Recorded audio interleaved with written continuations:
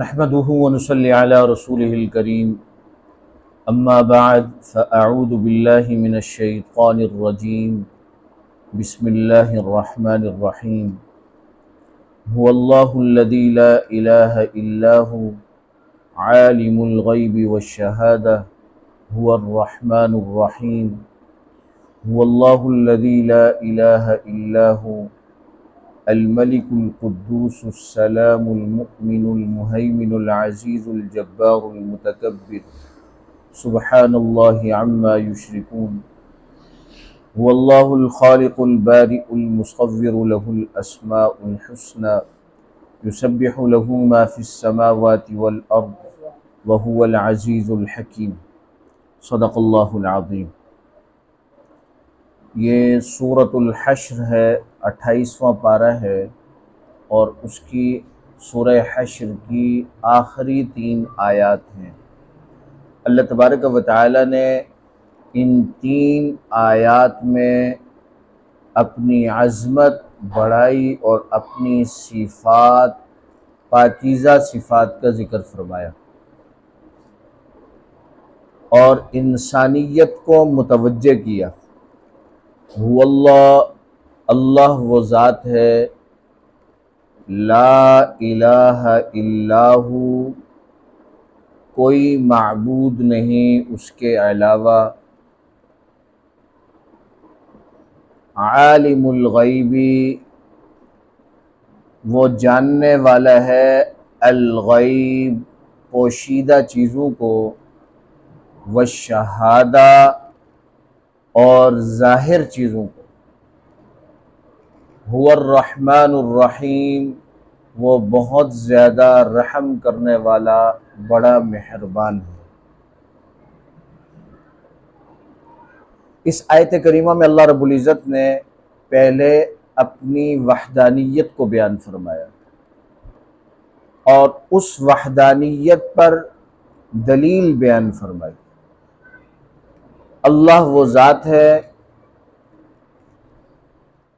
لا الہ الا ہو، کوئی معبود نہیں اس کے علاوہ، لا الہ، کوئی معبود نہیں، الا ہو، صرف وہی معبود ہے۔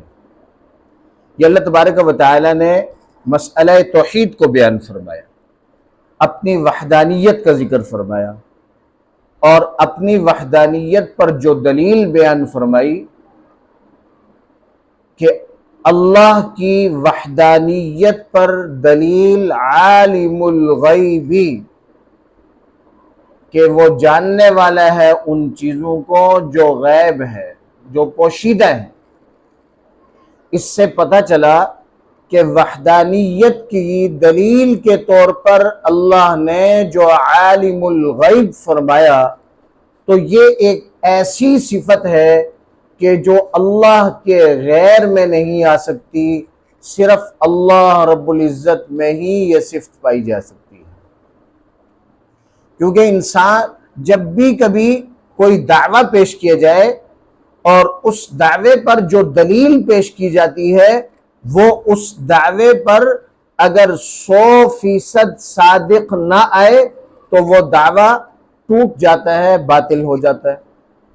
اللہ فرما رہے ہیں لا الہ الا ہو، کوئی الہ نہیں، کوئی معبود نہیں، الا ہو، مگر وہ اللہ کی ذات ہے جو معبود برحق ہے۔ اور دلیل کیا ہے؟ عالم الغیب، دلیل یہ ہے کہ وہ غیب جانتا ہے، پوشیدہ چیزوں کو جانتا ہے۔ اب یہ جو دلیل بیان فرمائی ہے، یہ دلیل اگر یہی دلیل اللہ کے علاوہ کسی اور میں صادق آ جائے تو مسئلہ توحید باطل ہو جائے۔ یہ مسئلہ کوئی علماء کا نہیں ہے، مولویوں کا نہیں ہے، پیروں اور مرشدوں کا نہیں ہے۔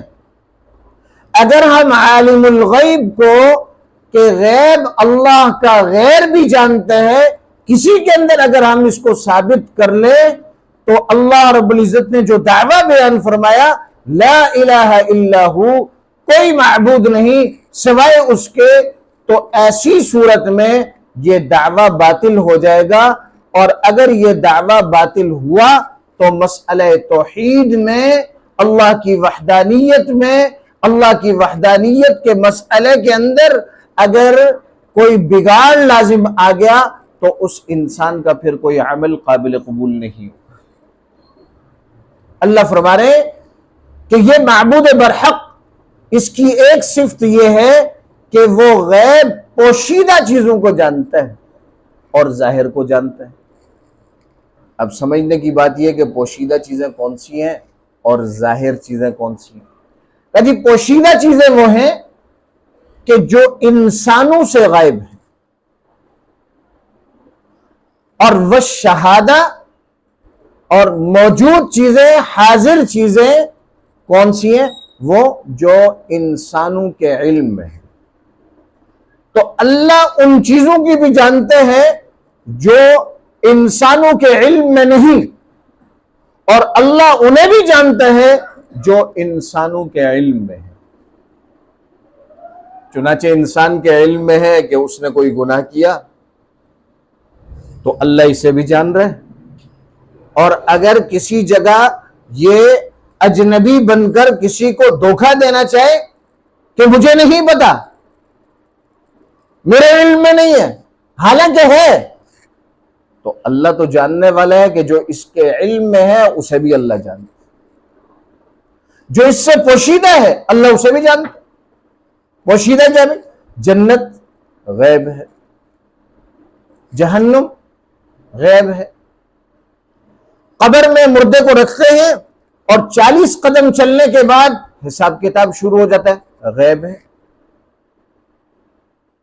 قیامت کب آئے گی؟ غیب ہے۔ اگر نماز اچھی نکل آئی تو باقی اعمال اچھے نکل آئیں گے، اور قبر میں اس کو سہولت ملے گی، اسے خوشی ملے گی، انعامات شروع ہو جائیں گے، غیب ہے۔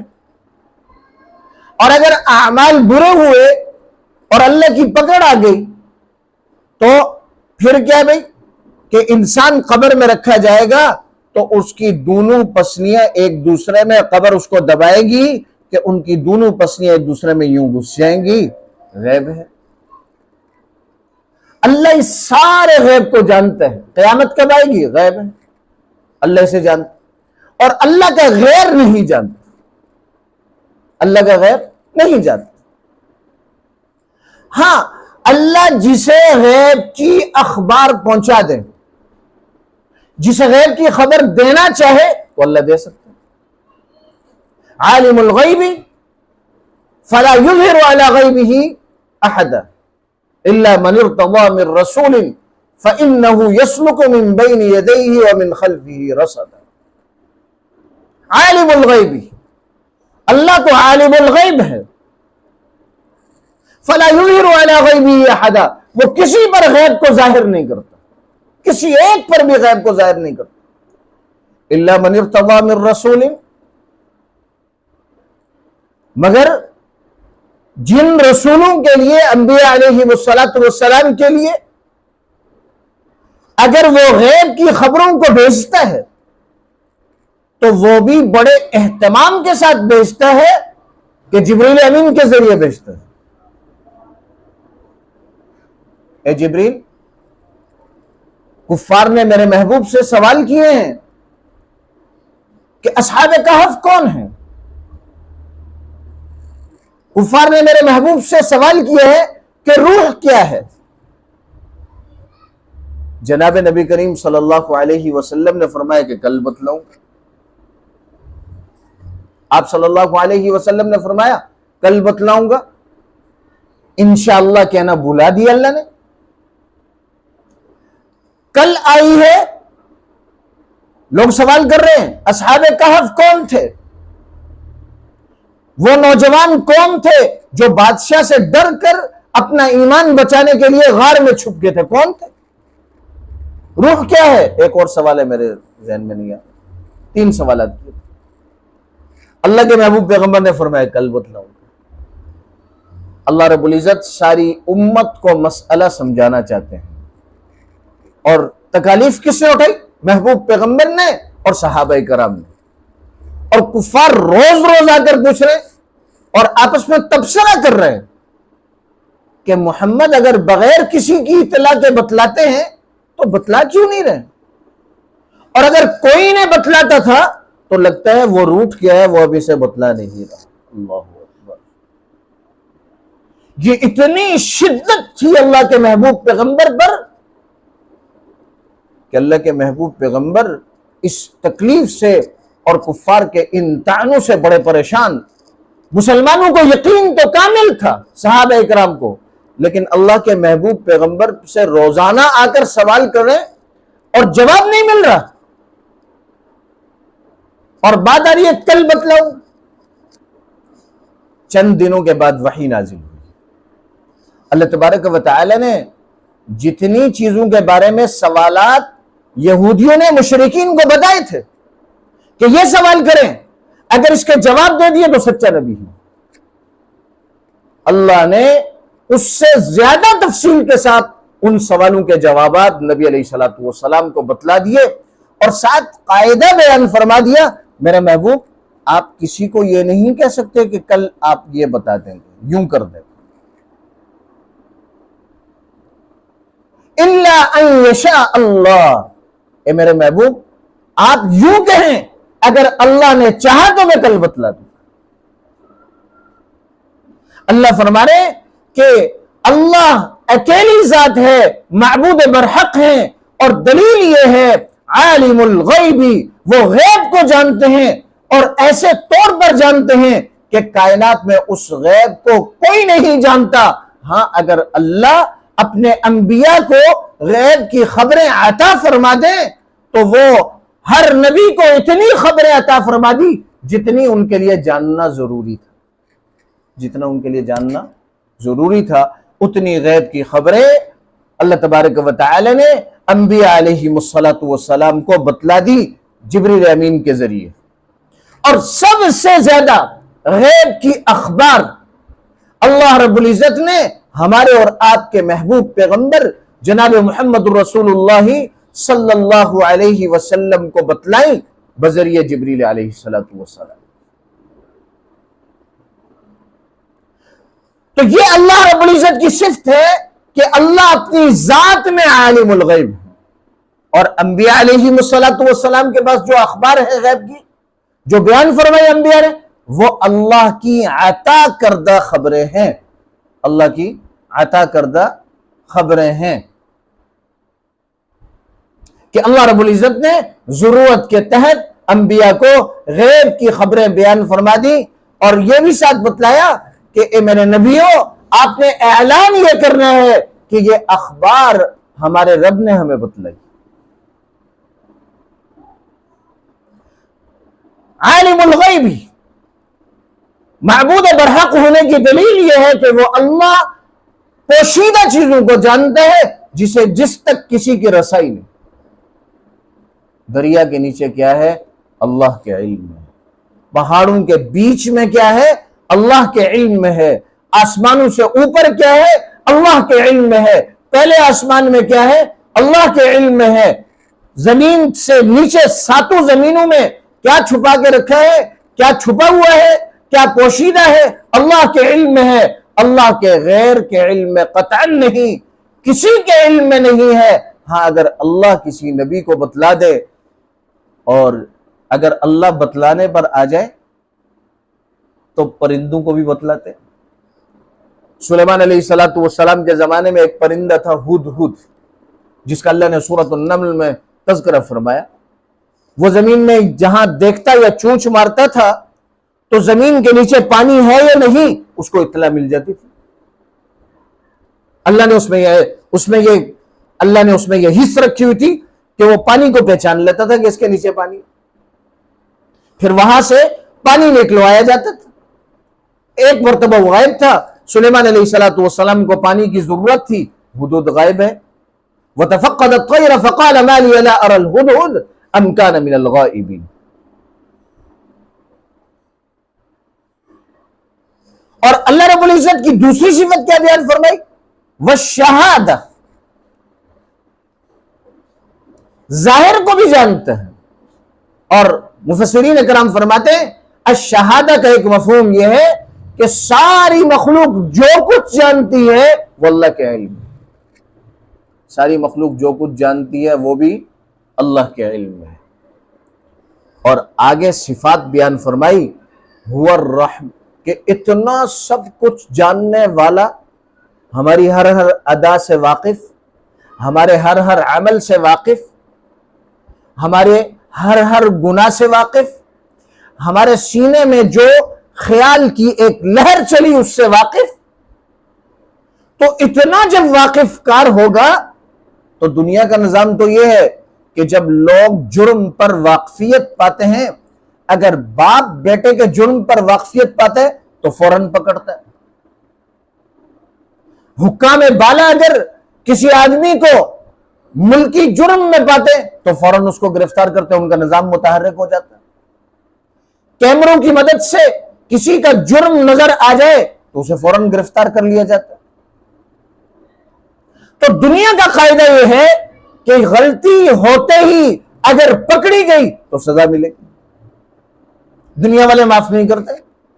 تو عالم الغیب بھی ہیں، الشہادہ بھی ہیں، تو پھر ڈر یہ ہوتا کہ جیسے ہی گناہ کریں گے اللہ فوراً گرفتار کر لے گا، پکڑ لے گا اور عذاب دے گا. اور اللہ کی طاقت میں ہے کہ اگر ہم آنکھ سے گناہ کریں اللہ ہماری آنکھ کو نابینا کر دے. اللہ کی طاقت میں.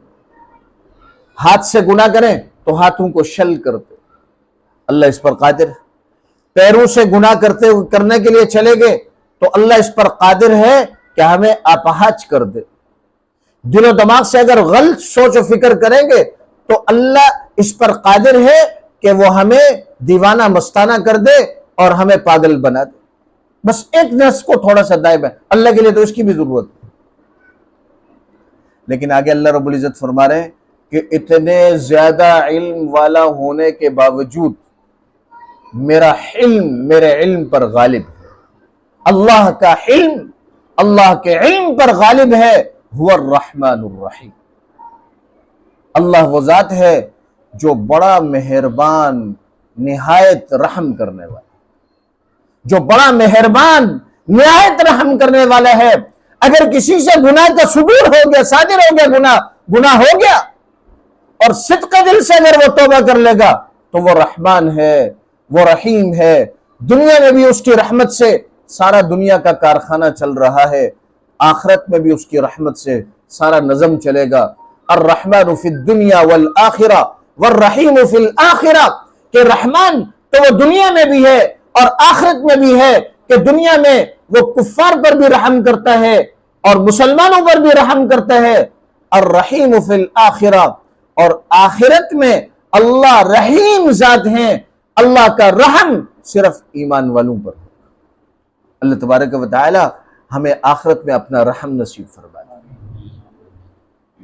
پھر اللہ تبارک و تعالی نے مسئلہ توحید کو دوبارہ دہرائے.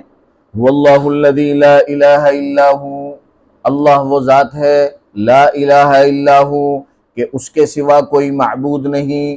پھر آگے اللہ رب العزت دلائل بیان فرما رہے، صفات بیان فرما رہے. الملک، بادشاہ ہے. دنیا کی بادشاہت عارضی اور بادشاہت صرف انسانوں پر ہے، جنات پر نہیں، چرند پرند پر نہیں، حشرات الارض پر نہیں. دنیا کے جتنے بھی بادشاہ ہیں سوائے حضرت سلیمان علیہ السلام کے، کہ آپ کو اللہ نے جو بادشاہت دی تھی وہ معجزے کے طور پر دی تھی.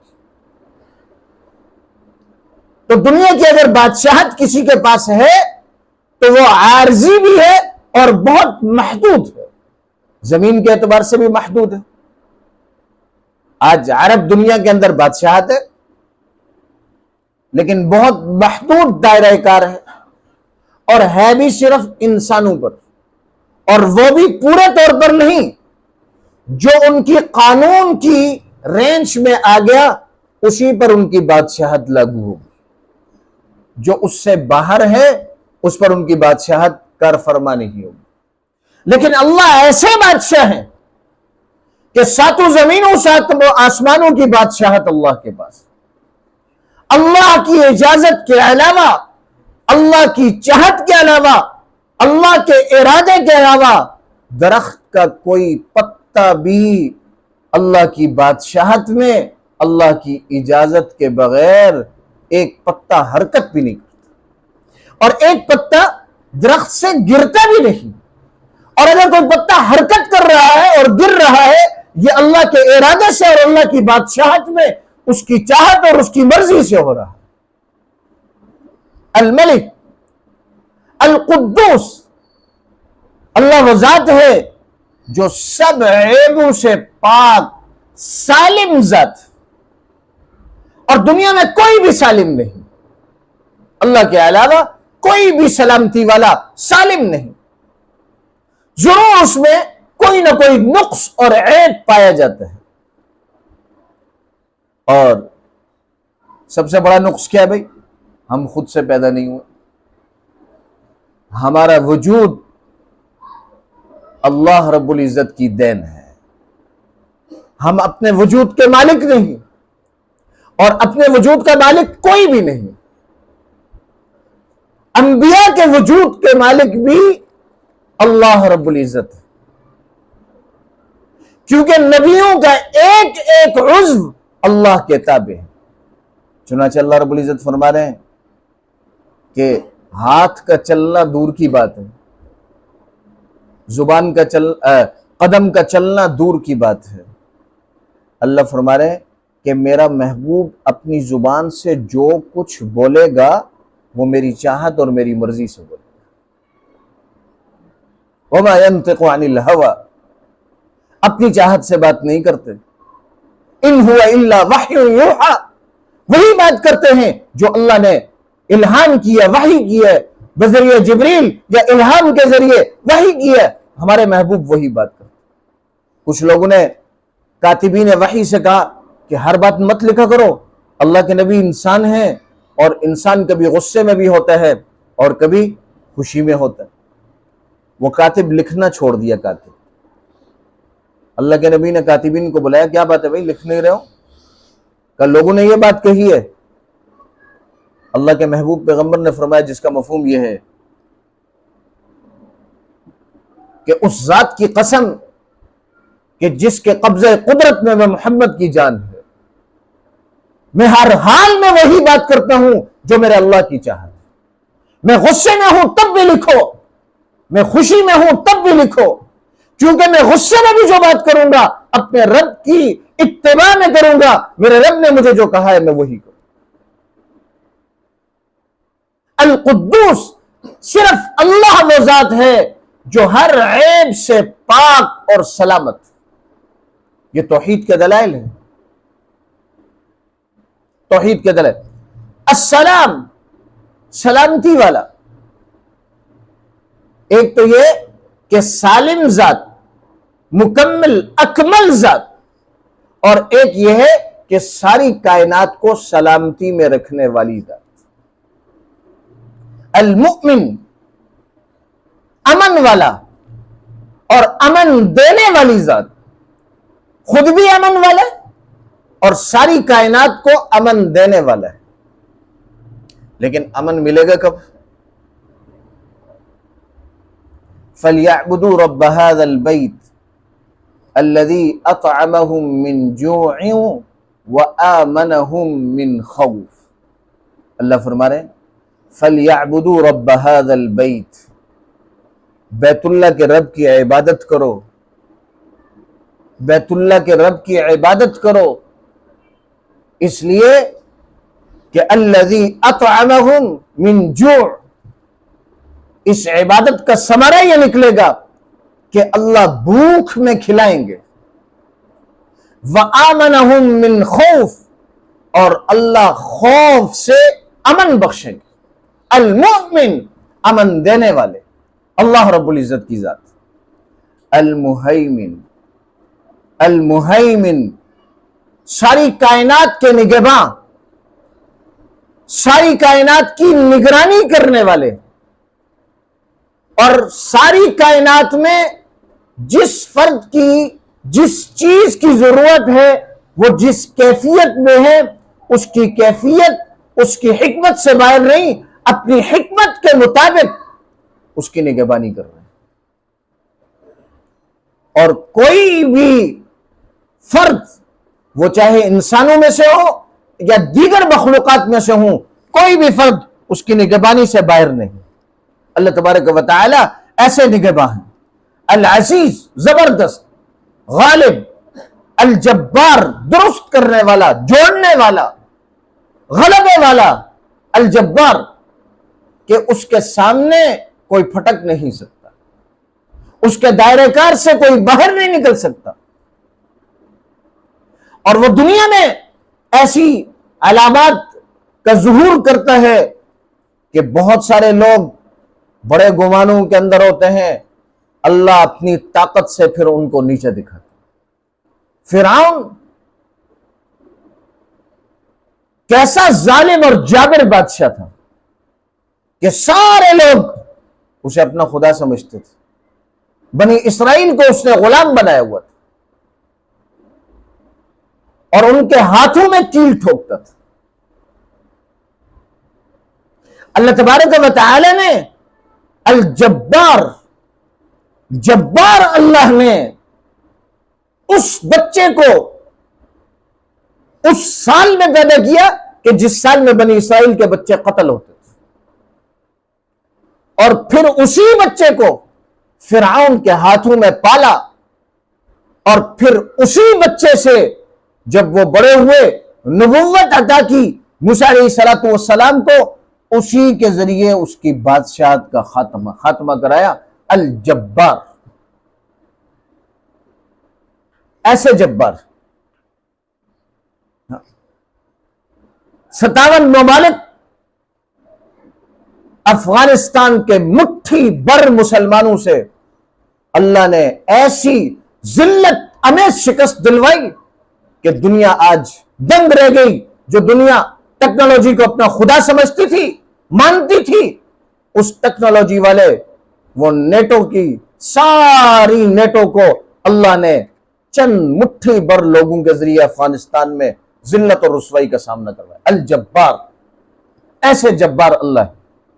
اور ایسے جبار اللہ ہے کہ ناقابل تسخیر اسرائیل کا نعرہ لگانے والوں کو حماس کے ذریعے ان کو تگنی کا ناچ نچوایا.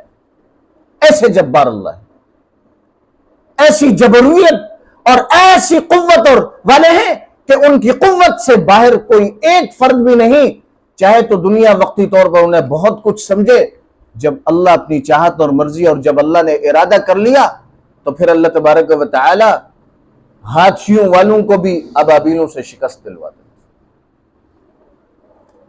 المتکبر، تکبر والے، بڑائی والے، ساری کی ساری بڑائی اللہ رب العزت کے لیے. اللہ ساری بڑائی کے مالک ہیں. اور اللہ رب العزت ارشاد فرماتے ہیں کہ عظمت اور بڑائی میری چادر ہے. عظمت اور بڑائی میری چادر ہے. اب اگر کوئی میری چادر کو کھینچنا چاہے گا مجھ سے، کوئی میری اس صفت کو لینا چاہے گا اور تکبر اور غرور میں آ جائے گا تو میں اللہ اس کو رسوا کروں. وہ میرے مقابلے میں آ گیا تو میں اللہ اس کو رسوا کروں. اور تکبر اور بڑائی جتنے بھی ہے وہ اللہ کے لیے، اللہ کے غیر کے لیے نہیں. اس لیے بندہ مومن کو تو عاجز رہنا چاہیے. بندہ مومن کو تمام عبادات کے بعد بھی رونا چاہیے اپنی عبادات کو قبول کرانے کے. جتنا عاجز ہوگا اللہ اتنا اس کی عزتوں کو اور اس کی چار چاند لگاتا. سبحان اللہ عما یشرکون. اتنی صفات والا اللہ ہے کہ مشرکین مکہ جو اللہ کے بارے میں شرک کا عقیدہ رکھتے ہیں، اللہ کے ساتھ بتوں کو شریک کرتے ہیں، مختلف چیزوں کو اللہ کے ساتھ شریک کرتے ہیں، ایسی صفات والا اللہ ہے کہ سبحان اللہ، بڑی عظمت والا ہے، بڑی پاکی والا اللہ ہے. عما یشرکون، ان چیزوں سے جو مشرکین اس کے ساتھ شریک ٹھہرا رہے، اللہ ان تمام چیزوں سے پاک ذات. اللہ تبارک و تعالی سے دعا ہے کہ اللہ رب العزت ہمیں مسئلہ توحید سمجھنے کی اور اس پر یقین رکھنے کی توفیق عطا فرمائے. میرے بھائیوں، میرے دوستوں، مسئلہ توحید یہ ایمان کی جڑ اور بنیاد ہے، جس کا مسئلہ توحید متزلزل ہو جائے اس کا کوئی عمل قابل قبول نہیں ہوگا۔ اللہ تبارک و تعالی ہمیں مسئلہ توحید پر جمع رہنے کی، اس پر یقین رکھنے کی توفیق عطا فرمائے، اور اسی کی بنیاد پر اللہ رب العزت ہم سب کی مغفرت بھی فرمائے، ہم سب کا خاتمہ ایمان پر فرمائے۔ اللہ تبارک و تعالی فلسطین کے مسلمانوں کی اپنے غیب سے مدد فرمائے۔ وآخر دعوانا ان الحمد للہ رب العالمین۔